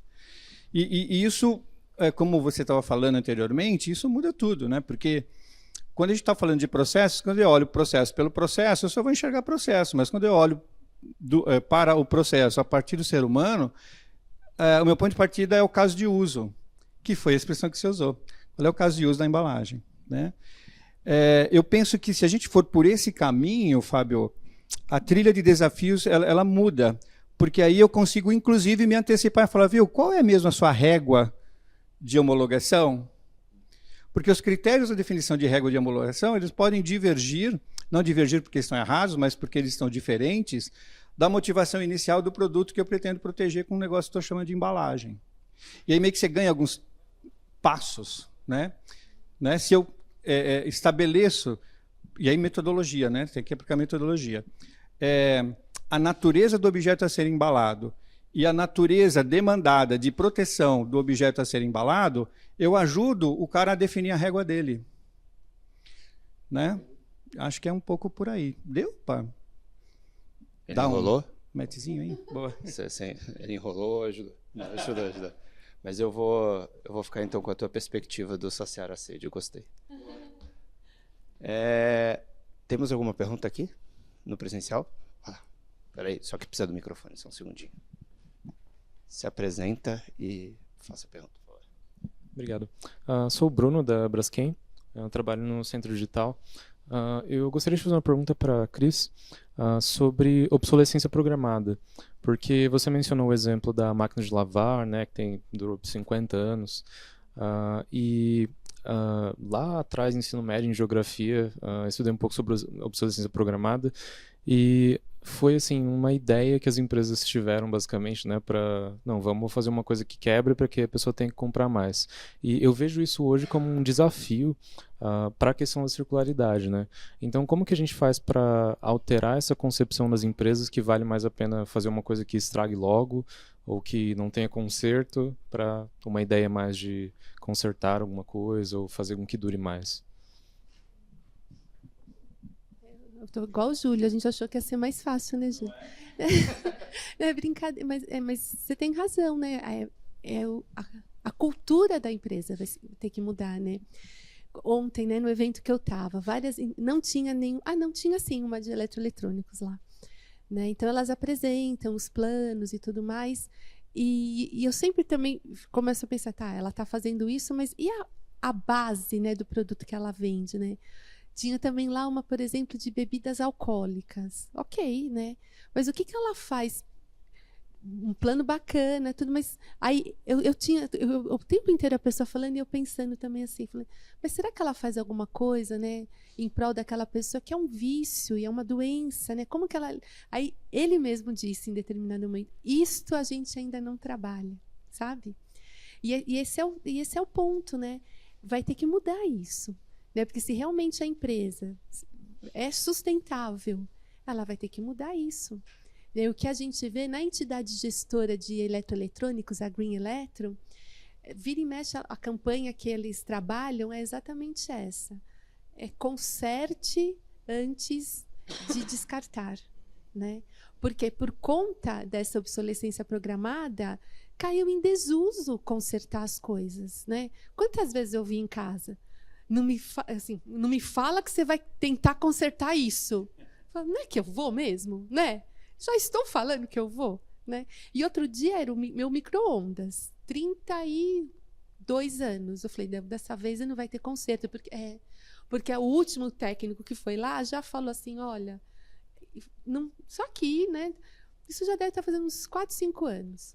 Falei, agora não vai ter conserto. Aí me aparece o técnico, olha e fala assim, olha, eu vou falar uma coisa para a senhora. Não vai ser fácil encontrar essa peça, mas, por favor, procure. Eu olhei para ele e falei, porque sabe o que é? Eu tenho ido fazer manutenção em micro-ondas com 4, 5 anos, com pontos de ferrugem dentro.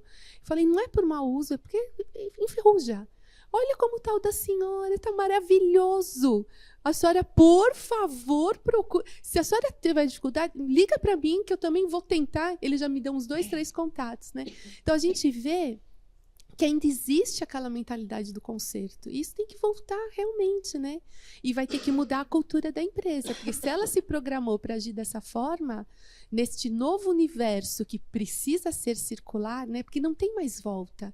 Eu parto do princípio que não é uma opção. É uma condição. Né? Aquela historinha, precisamos salvar o planeta Terra. Eu discordo. Nós precisamos nos salvar. O planeta Terra, sem nós, ele vai viver muito bem, obrigado. Eu acho que a gente precisa nos salvar. Né? Então, vai ter que mudar. Um peixinho. É isso mesmo, concordo totalmente. Né? Certa vez o meu irmão mais novo, numa conversa descontraído e tudo, ele me disse assim, Júlio, você precisa gastar mais. Eu fiz essa expressão assim no rosto. Falei, oi? Ele falou, você precisa gastar mais do que você já tem. Porque você não gasta o que você já tem. Você tem, compra outro. Tem, compra outro. Tem, compra outro. Olha as coisas que não foram gastas aqui, né? Então, sim, se a gente gastar um pouco mais aquilo que a gente já tem, eu acho que a gente começa a mudar um pouco a nossa mentalidade, né? E a outra coisa, até para finalizar aqui esse parêntese, a obsolescência programada ela ganhou outros contornos, né? Por exemplo, com o lançamento constante de novos modelos. Meu iPhone 16, né? E o 15 está ali ainda cheirando caixa, não é isso? Então, meio que transferiu para a gente um pouco dessa coisa de determinar a programação da obsolescência, né? Porque eu quero o último lançamento, né? Acho que é um pouco isso. A mesma coisa é a indústria da moda, né? Antes era, né? Tinha a coleção verão, inverno, outono. Agora, quantas coleções são lançadas naquela mesma estação? né? E quem tem aquela coisa de querer uma roupa nova, vai comprando, né? Então, eu acho que as pessoas são bombardeadas, né, para esse consumo exagerado. E agora eu fiquei avó, né? Estou avó há 4 meses. E outro dia eu fiquei pensando, né, que eu tenho roupas que eu vejo nas fotos que eu ainda uso de quando o meu filho era bebê, né? Que agora esses dias a gente está vendo muito álbum de fotografia. Aí eu pensei, nossa, vai ficar muito estranho, né? Porque eu vou sair em muitas fotos com a mesma roupa com o meu neto. E vai ser, né? Porque se elas estão boas, sei lá, umas blusinhas que só usa na praia, né? Que não são as mesmas. E vai sair tudo na foto. E vai estar lá, né? Tudo bem, né? Mas vai ser engraçado. Vou fazer um último complemento que eu acho que tem a ver com o que vocês falaram, que acho que é as nossas escolhas. Talvez, se a gente for no exemplo da máquina de lavar, talvez todas as empresas de máquina de lavar tenham essa mesma forma, e você não tem para onde fugir. Mas tem alguns produtos e alguns segmentos que você encontra produtos com um olhar diferente do outro. Então, por exemplo, há 2 anos atrás eu fui reformar meu apartamento e queria colocar uma lâmpada do lado da cama, né, uma luminária. E aí eu encontrei numa empresa uma luminária, bacaninha, custava R$50 cada uma, R$100 eu fechava os 2 lados, resolvia. Quando eu fui ver fisicamente ela, eu perguntei para o vendedor, eu falei, onde que troca a lâmpada? Ele falou, não troca a lâmpada. Isso aqui é LED, isso aqui dura muito.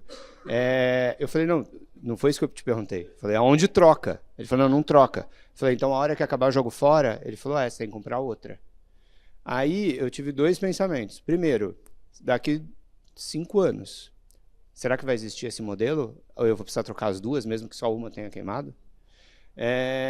E o segundo eu vou ficar 5 anos com um negócio que dura sei lá quanto, e eu já vou trocar o negócio inteiro, não faz sentido nenhum, né? Aí eu fui atrás de opções que trocavam. A mais barata que funcionava ali custava R$150 cada uma. Então, às vezes, também é muito mais barato você importar da China um produto commodity deles lá e comprar quantidade, etc., e não trocar, porque também trocar você demanda talvez parafusos a mais, etc., porque você tem que ter um sistema. Mas de R$300 para 100, no preço da obra, inclusive, era peanuts. E eu escolhia a que trocava, né? Aquela escolha eu consegui fazer. Todas as escolhas desse tipo, talvez eu não consiga fazer. Mas é um pouco de quais são as batalhas que você vai travando durante o processo. Sabe o que aconteceu comigo? Eu fiz a mesma opção que você. Fui escolher a que eu trocava a lâmpada. Sabe o que aconteceu? Deu um probleminha no reatorzinho. E existe aquele reator para comprar? Não existe. Eu tive que trocar tudo. Vixe, será que eu fui enganado, então? Para a gente ir fechando, alguém tem mais alguma pergunta? Algum comentário, alguma coisa? Não? Oi, Fábio. Espera aí. Se apresente, por favor.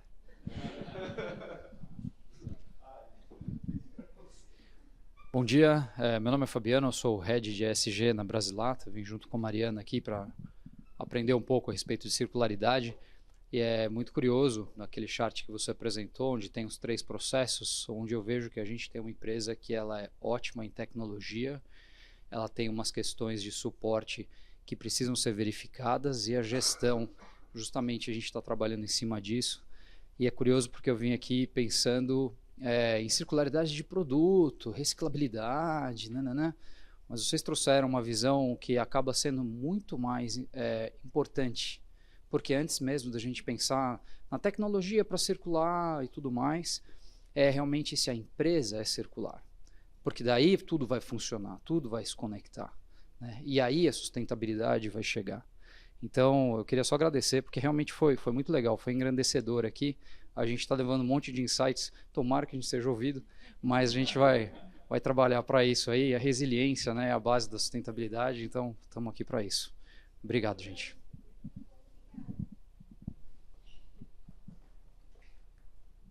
Acho que depois desse elogio, vamos terminando, né?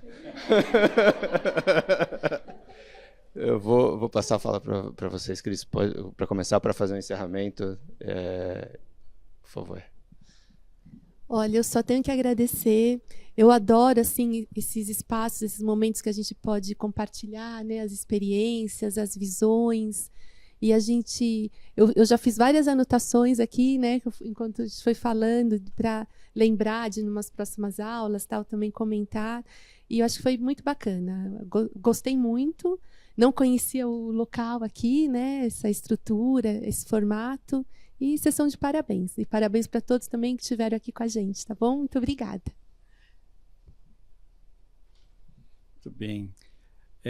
Eu acho que a proposta do Casulo, ela vai mesmo ao encontro da frase, né, que desde que a gente que foi inaugurado, né, ela está ali, né, o futuro de fato precisa de um novo design.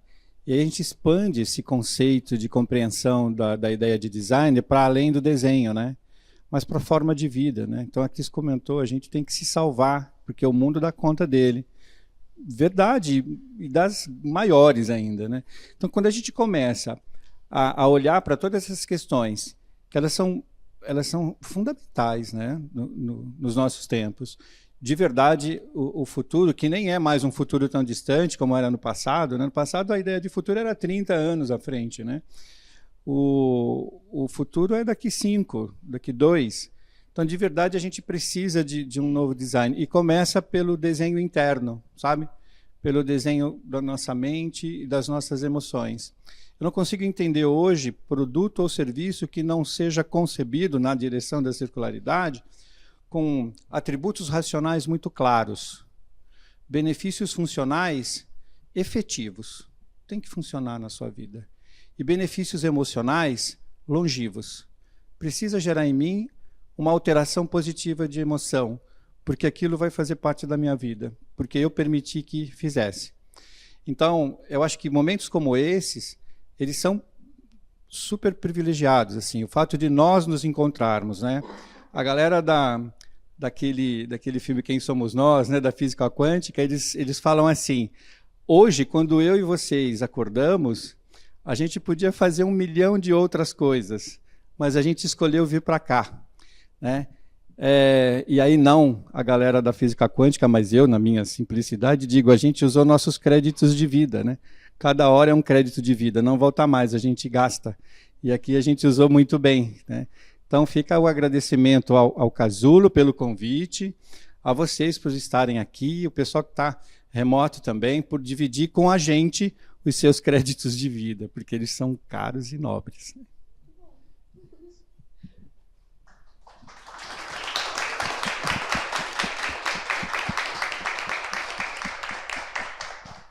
Só para encerrar e ficar aquele último... eu queria agradecer a todo mundo que veio. Pô, mais de 20 pessoas aqui, acho que lotou a arquibancada. Obrigado pela presença. Já fiquei sabendo também que tem uma galera online, então foi super bom. É um tema super importante e para a gente era um desafio trazer esse tema, porque não é do dia a dia, né? A gente falar de processos aqui. A gente sempre fala de embalagem, logística reversa, a gente fala... Volta e meia, a gente vai ter um próximo Casulo Talks de reuso e refil também, então fica atento nas nossas redes sociais. Também vai ter presencial, vai ter online, para quem vier presencial também vai ter uma experiência aqui, então privilegiam o presencial. Mas quando a gente fala de processos, às vezes é difícil a gente tangibilizar, né, e sentar e falar assim, como, né? Mas eu acho que... Obrigado pelo agradecimento, que eu acho que a tua fala foi importante, porque eu acho que a gente conseguiu passar a mensagem que a gente precisava. Legal, obrigado, Júlio, Cris, obrigado por terem vindo. Obrigado, gente.